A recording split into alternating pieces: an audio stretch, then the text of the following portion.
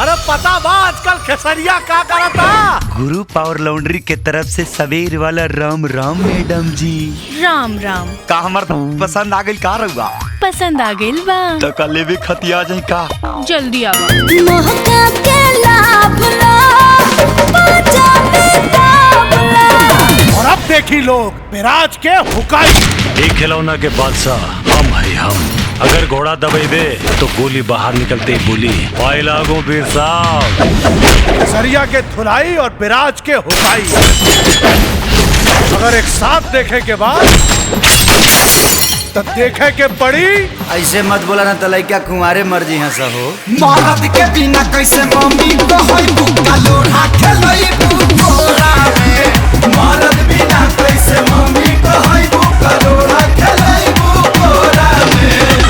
कौनो चित कौनो पाठ देखा लोग खेसारी और विराज के धक्का-धार।